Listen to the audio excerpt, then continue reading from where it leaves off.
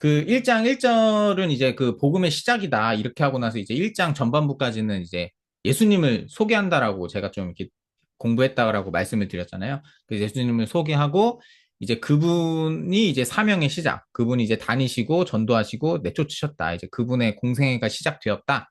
라는 것을 이제 1장 35절에서 이제 알리면서 정말 그분이 이 땅에 왜 오셨고 그분이 이제 어떤 능력을 갖고 계신 분인지, 그래서 예수님만이 하실 수 있는 어떤 그 유일한 능력을 나타내는 두 가지 사건을 이제 기록하지 않았을까라고 이제 저는 보았고, 그 일로 인해서 예수님의 능력이 다 알려졌다.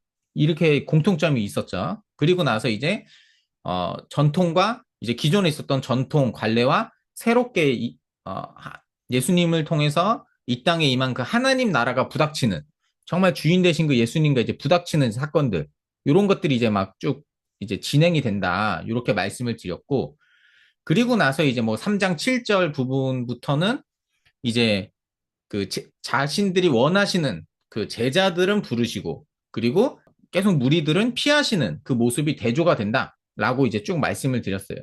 그리고 나서 이제 3장 20절부터 등장하는 거는 이제 비유로 이제 쭉쭉 말씀하시는 그 장면이 있다라고 이제 제가 말씀을 드렸죠. 그래서 이제 이 3장 7절부터 이 4장 끝부분까지의 이야기는 계속적으로 제자와 이제 받아들이지 않는 자들이 뭔가 대조가 되는 느낌이 계속 들고, 그리고 특별히 이제 또 3장 20절부터는 4장 끝부분까지는 이제 비유 중심으로 이제 이야기가 진행된다라고 말씀을 드렸죠. 그래서 이제 그 맥락 안에서 비유도 왜 제자들에게만 가르치시고, 또 특별히 제자들에게 한 뭐 하나님 나라의 비유가 특별히 이제 어떤 의미인지 이런 것까지도 우리가 연결해서 좀 볼 수 있는 부분이 있는 것 같아요. 그래서 여기 이제 말씀 보시면 이제 비유로 계속 이제 가르치시는 내용인데, 여기서도 이제 누가 내 형제냐, 요 본문이 여기 이제 특별히 이제 마가복음에 여기 등장한다라고 말씀을 드렸고, 하나님의 뜻대로 행하는 자가 내 형제 자매다. 그래서 계속적으로 무리와 진짜 나의 가족, 나의 제자는 무엇인지 이런 것들이 계속 대조된다라고 이제 말씀을 드렸어요. 그리고 나서 이제 뭐 4장부터는 이제 비유가 계속 등장하죠. 그래서 이제 비유 내용은 잘 아시니까 씨 뿌리는 비유, 그리고 나서 또 두 번째는 이거 이제 설명하시는 장면까지 해서 쭉 나오고, 또 이제 4장 21절에는 이제 등불 비유 또 이제 등장하고, 그 다음에 또 이제 뭐 씨 뿌린 비유 뭐 이렇게 등장하고, 또 마지막에는 겨자씨 한 알 비유. 그리고 나서 이제 그 끝부분에 보면은 그들이 알아들을 수 있는 대로 말씀을 가르치시되 하면서 이것들은 제자들에게 모든 것을 해석하시더라. 그러니까 여기서도 제자들에게는 다 설명하시고, 제자들에게는 가르치시고, 해석하시고, 제자들과 이제 무리들을 좀 구분해서 하시는 모습들을 볼 수가 있어요. 그래서 저는 이제 3장 7절부터 이 4장 끝부분까지 이렇게 이제 하나로 이제 묶어서 본 거예요. 그래서 이제 무리와 제자를 구별하시면서 여기는 이제 비유로 그들에게 제자들에게 특별히 하나님 나라를 가르치시는 부분이다. 그래서 여기서도 뭐 성령 모독 사건은 예수님을 거부하는 자들, 그 뒤에 누가 내 가족이고 형제냐? 하나님의 뜻대로 행하는 자다. 그래서 이런 식으로 이제 무리와 제자가 계속 왔다 갔다 하면서 이제 대조되는 모습들을 볼 수가 있습니다. 그래서 비유만 따로 이제 뭐 살펴보면은, 비유는 뭐 워낙 그 교회에서도 설교도 많이 들으시고 막 그런 건데, 맨 처음에 이제 그 네 가지 비유가 나오죠. 그래서 요거는 이제 들을 게 있는 자는 들으라. 이게 깨닫는 마음, 받아들일 수 있는 마음이 있는 사람은 들으라. 이제 라는 거죠. 왜냐면 이제 12절 말씀에 보시면 여기 설명이 나와요. 듣기는 들어도 깨닫지 못하게 하여 이렇게 나오잖아요. 그러니까 이제 들을 게 있는 자는 들어라라는 것은 이제 깨닫는 마음, 받아들일 수 있는 마음이 있는 사람은 이것을 알아들을 거다. 깨달을 수 있다. 받아들일 거다. 이제 이런 뉘앙스의 말씀인 거죠. 그래서 여기서 보면은 이제 하나님 나라의 비밀을 너희에게 주어졌으나 하면서 이렇게 설명하시잖아요. 그래서 이제 여기 나오는 모든 비유가 하나님 나라에 관한 것임을 알 수가 있어요. 그래서 이 다음에 나오는 비유들도 다 하나님 나라와 관련된 비유다. 그래서 이제 예수님으로 인해서 이 땅에 이제 하나님 나라가 이제 임했다. 그 앞부분에서 이제 예수님을 소개하고 그분이 어떤 분인지를 말해주고, 그분으로 인해서 기존에 있었던 이 세상의 문화와 어떤 관례와 전통과 계속 부닥치는 그런 사건들이 기록이 되잖아요. 그러면서 그 하나님 나라가 이 땅에 예수님으로 인해서 하나님 나라가 딱 임하셨는데, 그것을 이제 받아들이는 자가 있고 거부하는 자가 있는 것들을 보여주면서 이제 이 비유가 연결이 돼서 이제 설명이 되는 거죠. 그래서 이제 받아들이는 마음, 깨달음의 문제에 대한 이제 첫 번째 비유가 바로 네 가지 밭 비유다. 그래서 이제 마지막에도 말씀을 듣고 받아 결실을 맺는 자가 좋은 땅에 뿌려진 거다. 이러면서 첫 번째 비유, 네 가지 땅 비유는 이제 말씀을 듣고 받아들이는 어떤 마음, 태도, 이제 믿음에 대한 가르침으로 우리가 볼 수가 있겠더라고. 그리고 나서 이제 등불 비유가 나오잖아요. 근데 등불은 여기서 뭐 하나님 나라다라는 표현이 없어요. 근데 이제 문맥상으로 아, 이게 하나님 나라의 비유구나라는 것을 우리가 알 수 있어요. 왜냐면 그 앞에도 하나님 나라의 비유인데 뒤에 나오는 것도 이제 하나님 나라에 대한 비유예요. 그래서 이 등불을 이제 하나님 나라로 볼 수 있다라는 거죠. 근데 여기서 내용을 정리하면 등불이 하나님 나라인데 그거에 숨길 수 없다. 감춰지지 않는다. 언젠가 드러나고 나타날 것이다. 이런 내용이죠. 그리고 여기서 24절, 25절에 뭐라고 말씀하시냐면 헤아리는 그 헤아림으로 너희가 헤아림을 받을 것이며 뭐 이렇게 됐는데 그러니까 너희가 이것을 헤아리는 만큼 또는 이게 측량하다, 뭐 저울질하다, 재다 이런 그 뜻을 가진 단어이거든요. 너희가 측량하는 만큼 더 받을 것이다. 그러니까 이게 어찌 보면 앞에 있는 네 가지 밭 비유랑 같은 맥락의 비유라고 저는 봐요. 그래서 너희가 깨닫는 만큼, 너희가 받아들이는 만큼 그것이 더 깨달아지고 더 알게 될 것이다. 이제 이런 것이죠. 여기 이제 뭐 22절 개역개정이 조금 이렇게 번역이 조금 이렇게 어렵게 돼 있는데 새 번역이나 우리말에는 이렇게 되어 있어요. 그래서 숨겨둔 것은 드러나고 감추어 둔 것은 나타나기 마련이다. 한마디로 이제 하나님 나라가 숨겨질 수 없고 드러날 수밖에 없는 이제 그런 거다라는 뉘앙스죠. 그리고 또 여기 보시면 이제 뭐 있는 자는 받을 것이고 없는 자는 그 있는 것도 빼앗기리라. 이게 어찌 보면은 이제 그 앞에 비유와 뒤에 비유의 이제 연결고리 같은 이제 맞는. 그러니까 있는 자는 받고 그 없는 자는 그 있는 것도 빼앗기고. 근데 이제 받아들인 자는 그게 점점 이제 뒤에서 말하는 이제 어떤 성장, 더 이제 자라나고 지금은 보잘것없어 보이지만 더 자라나고 나중에는 더 확장되는 그런 이미지로 이제 연결되는 것을 이제 볼 수가 있겠더라고요. 그래서 너희들이 이미 예수님으로 인해서 이제 하나님 나라가 임했고 그 하나님 나라의 복음이 막 씨앗처럼 막 곳곳에 뿌려지는데 그것은 감춰지지 않고 드러날 수밖에 없는 것이다. 근데 그것을 받아들이는 만큼 받아들이는 자는 점점 성장하고 확장되고 그 하나님 나라를 맛볼 것이고 못 받아들이는 자는 그 있는 것도 다 빼앗기는 전혀 이제 하나님 나라 상관 없어지는 뭐 그런 이제 가르침을 하시는 거죠. 그래서 여기도 이제 세 번째 비유랑 네 번째 비유를 저는 이제 계속 하나님 나라는 하면서 이제 하나님 나라에 대한 비유를 하고 있는 것을 이제 볼 수가 있고 그래서 이제 뭐 씨 뿌린 비유나 겨자씨 하나의 비유는 동일한 뉘앙스의 비유라고 전 봤어요. 그래서 이제 성장하게 된다. 언젠가 자란다. 그리고 언젠가 이제 때가 있다. 그래서 추수하고 완전히 성장해서 그런 때가 있다. 이제 이런 이야기를 하고 있고. 그래서 이제 비유들을 좀 살펴보면은 다 하나님 나라에 관한 네 가지 비유다. 그래서 앞에 두 가지는 받아들이는 마음이 중요한 것에 대해서 이야기를 했고, 뒤에는 그 하나님의 나라는 반드시 완성된다라는 것에 대한 비유구나라고 이제 정리를 했어요. 그리고 나서 요거를 어떻게 하셨냐? 제자들에게만 해석을 해주셨다라는 거죠. 그래서 이제 비유로 말씀을 가르치셨는데 제자들에게는 모든 것을 해석하셨다. 그래서 여기까지 보니까 계속적으로 무리와 제자를 구분해서 계속적으로 일하시는 모습들을 볼 수가 있고 이 마가복음을 보통 일반적으로 그 8장 후반부에 나오는 그 가이사랴 빌립보 사건 베드로가 주는 그리스도시요 살아계신 하나님의 아들이십니다. 그 고백하기 전후로 보통 나누거든요.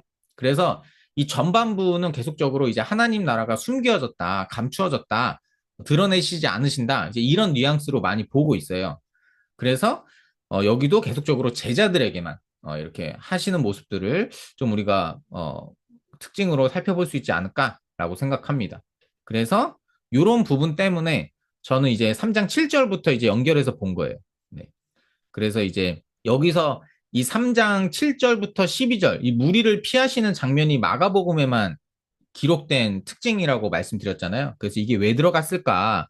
이제 이런 궁금증부터 시작해서 요 끝까지 봤을 때는 그래서 이제 그런 생각을 가지고 정리했을 때 요렇게 이제 4장까지 정리를 했고요.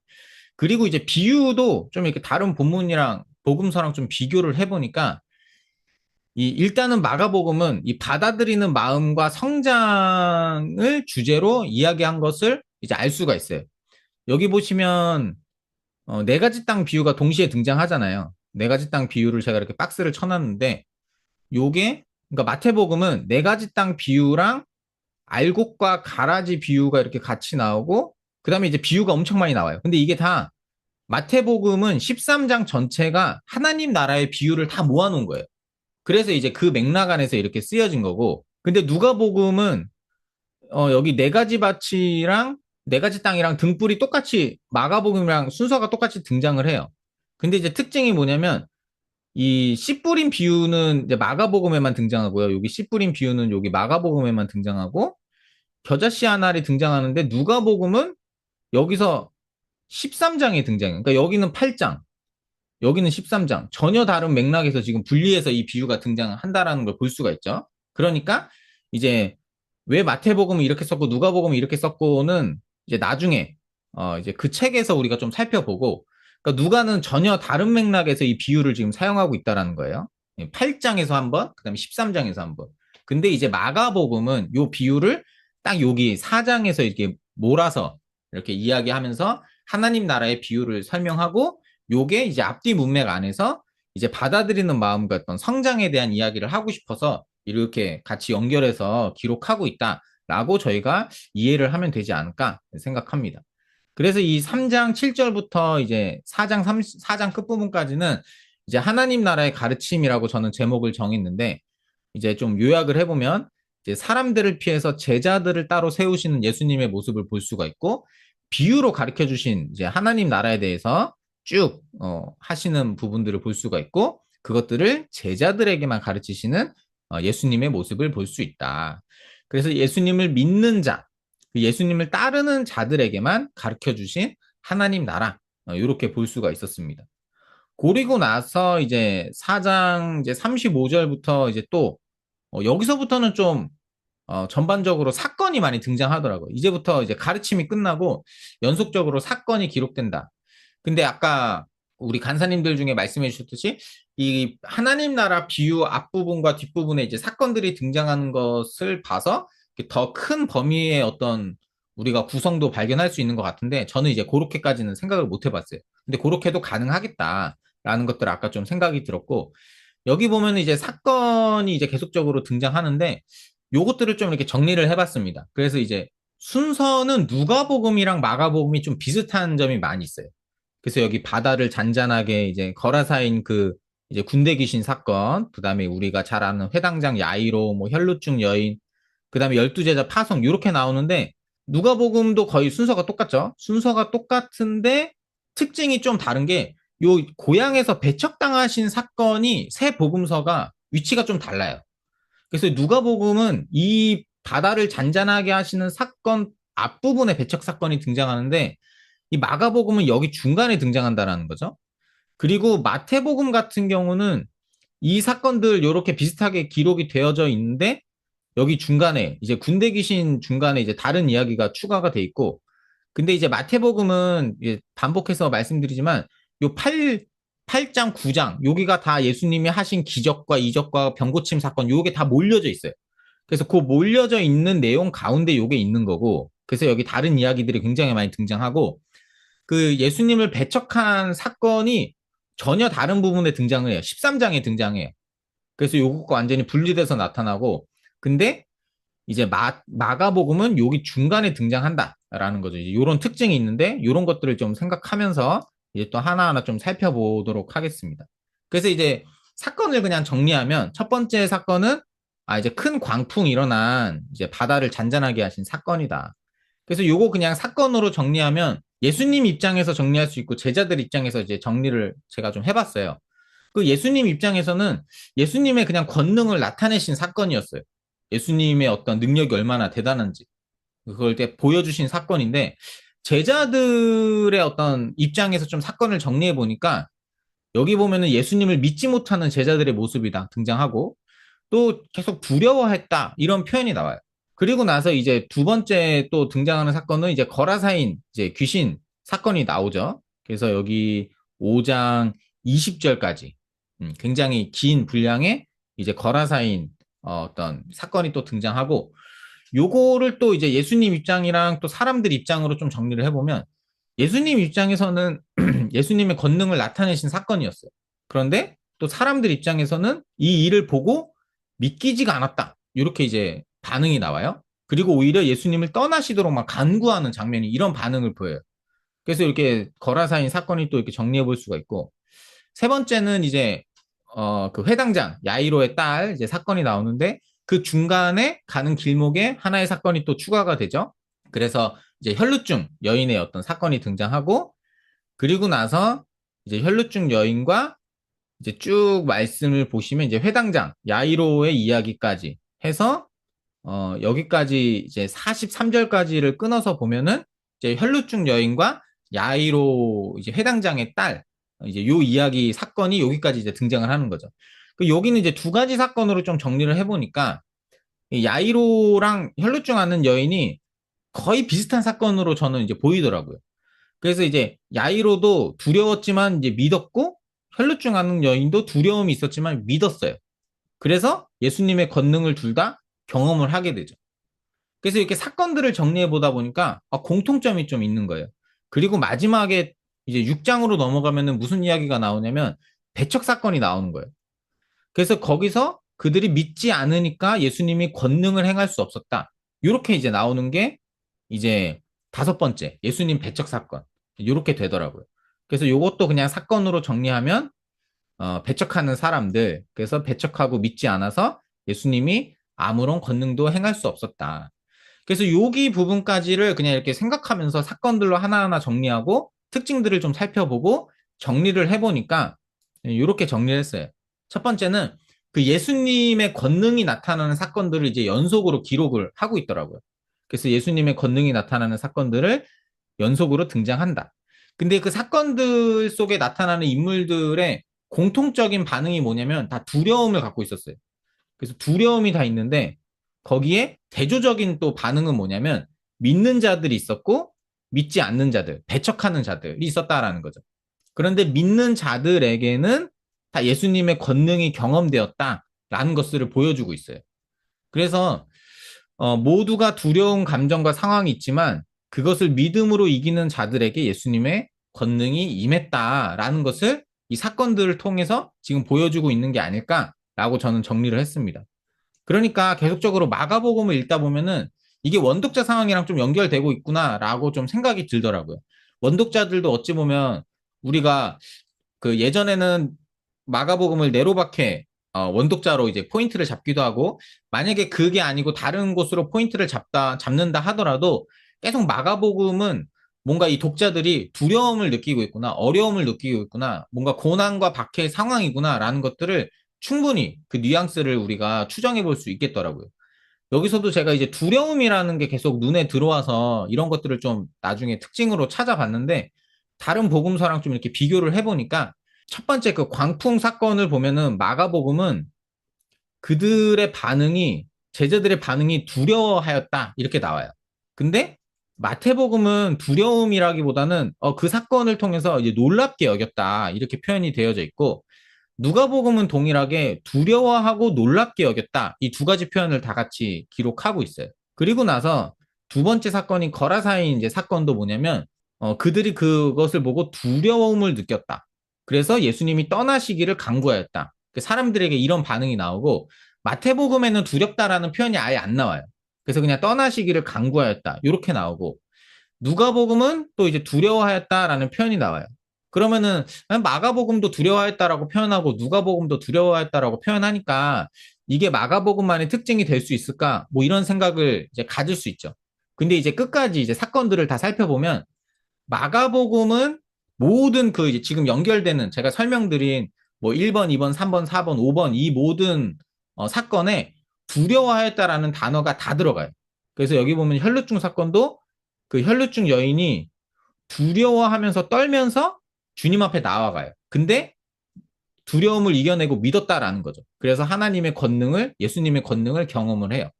근데 이제 마태복음은 여전히 두렵다라는 것가 없어요. 그래서 그냥 내 믿음이 너를 구원하였다 이렇게 나오고 여기서도 누가복음도 떨며 나왔다라고 말하지 이 두려움이라는 직접적인 이제 이 단어가 쓰이지가 않아요. 그래서 이런 식으로 근데 이 마가복음은 계속적으로 두려움이라는 동일한 단어를 매 사건마다 그들의 반응과 어떤 그들의 감정으로 이야기를 하고 있다라고는 거죠.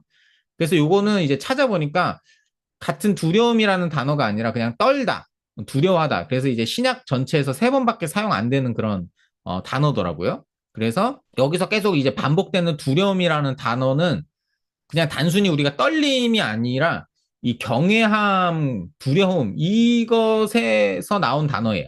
예, 그래서 이제 경외하다. 그 경외함이 포함된 감정의 어떤 두려움이 담겨져 있는 단어가 마가복음에서는 계속적으로 쓰이고 있더라라는 거죠.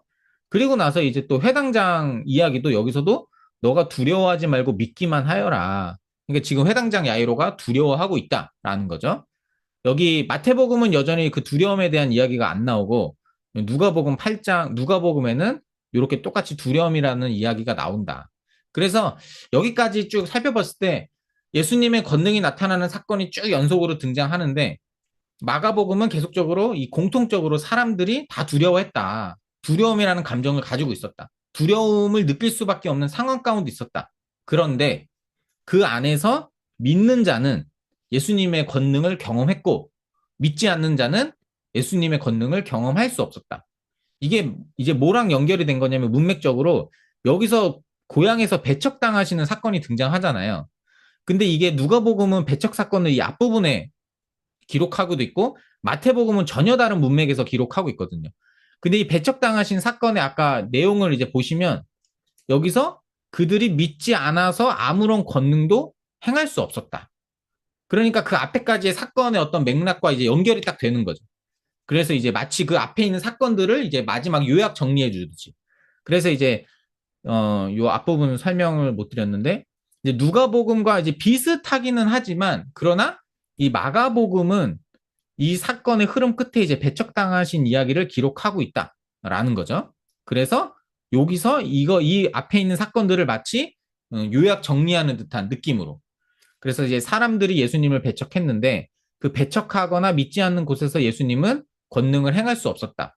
그럼에도 불구하고 마지막 이에 모든 촌에 두루 다니시며 가르치시더라. 하나님의 나라는 멈추지 않고 계속적으로 확장됐다. 마치 비유에서 가르치신 것처럼 그 하나님의 나라는 끊임없이 자라고 성장하고 하나님의 때를 바라며 나아가고 있었다라는 것을 이렇게 연결해서 이야기하는 것으로 저는 보았습니다. 그래서 이렇게 보시면 4장 이제 35절부터 이제 비유가 끝났죠. 그리고 나서 이제 나오는 사건부터 6장 6절까지 이렇게 쭉 정리해 보면 이렇게 되더라고요. 예수님의 권능이 나타나는 사건이 쭉 흘러가고 있어요. 그것을 마가는 계속 기록하고 있어요. 그런데 이제 첫 번째 제자들도 두려워했어요. 왜 제자들이 뭐 믿고 없고 이게 없어요. 제자들은 뭐 이렇게 반응이 없고. 그 다음에 이제 거라사인 귀신 들린 그 사건을 통해서 이제 사람들이 나오죠. 사람들도 똑같이 두려워했어요. 근데 이들은 오히려 배척을 했어요. 근데 그 중간에 이제 두 명의 인물이 등장해요. 예, 야이로와 혈루증 앓는 여인이 등장하죠. 근데 이들도 감정적으로 두려움을 동일하게 느꼈어요. 근데 이들의 반응은 달랐다라는 거죠. 그들은 믿었어요. 그랬더니 예수님의 권능을 경험을 한 거예요. 그래서 어찌 보면 이 경험도 놀라운 거죠. 이게 여기 야이로는 죽은 사람이 살아나는 이제 말도 안 되는 죽음에서 생명으로 바뀌는 혈루증이 앓는 여인은 이제 12년 동안 막 온갖 할 수 있는 방법을 다 했는데 불가능했잖아요. 그래서 불가능한 것을 가능케 하시는 이 놀라운 예수님의 권능을 경험했다. 그러면서 이제 마지막에 어찌 보면 이 배척 사건의 기록이 이 전체적인 흐름의 마무리로 좀 이렇게 보여지는 이렇게 전체적인 흐름으로 이제 마가가 기록하고 있지 않나라고 이제 정리를 했습니다. 그래서 여기 4장 35절부터 6장 6절까지는 믿는 자에게 임하는 하나님 나라라고 이제 제가 정리를 했고요. 이제 그리고 나서 이제 6장 7절로 넘어가면 이제 12제자를 보내시는 장면이 등장하더라고요. 그래서 이제 간단하게 12제자를 파송하는 장면. 그리고 나서 약간 이제 문맥적으로 갑자기 헤롯 이야기가 나와요. 그래서 그 12제자를 통해서 이제 예수님의 이름이 막 다 드러났다. 하나님 나라가 이제 제자들을 통해서도 확장되었다. 근데 이제 그 소문을 듣고 헤롯의 이야기가 갑자기 등장하는데 도대체 여기서 헤롯 이야기가 왜 등장할까? 이제 이런 궁금증이 생기죠. 그래서 여기 뭐 헤롯 이야기가 쭉 나오고 굉장히 길게 이제 기록이 되어져 있어요. 근데 이제 6장 30절에 가면 이제 12제자를 보냈고 그들이 자신들이 돌아와서 행한 것을 다 이제 낱낱이 고했다. 뭐 이런 내용이 이제 다시 등장을 해요. 그래서 이제 문맥적으로 보면은 우리가 6장 7절부터 13절까지에서 바로 6장 3절과 4절로 연결이 되어야 문맥이 자연스러운 게 아닌가. 갑자기 왜 중간에 헤롯의 이야기가 추가되었나? 아니면 이제 문맥 안에서 어떤 저자의 의도가 있는 건가? 이런 고민을 할 수가 있는 거죠. 다른 복음서랑 또 이제 비교해 보니까 누가복음은 연결해서 써요. 그러니까 제가 이게 정리해 본 건데 마가복음이랑 누가복음은 기록된 순서가 동일해요. 12제자 파송, 헤롯 이야기, 오병이어 이렇게 등장하거든요. 근데 이제 분량의 차이가 있어요. 누가복음은 요 헤롯 이야기를 굉장히 간략하게 기록을 해요. 그리고 이 마태복음은 헤롯의 이야기와 제자들의 파송 이야기가 완전히 분리돼 있어요. 이 마태복음은 우리가 나중에 보겠지만 10장에서 12제자를 파송하고 그들에게 하시는 파송 설교가 이어져요. 그래서 이제 파송장으로 이제 마태복음 10장을 볼 수가 있는데 헤롯의 이야기가 4장 뒤 14장에 등장해요. 그러니까 전혀 이제 완전히 분리해서 기록을 하고 있는 거죠. 그리고 이제 분량은 비슷해 마가복음이랑 마태복음이 분량은 비슷해요.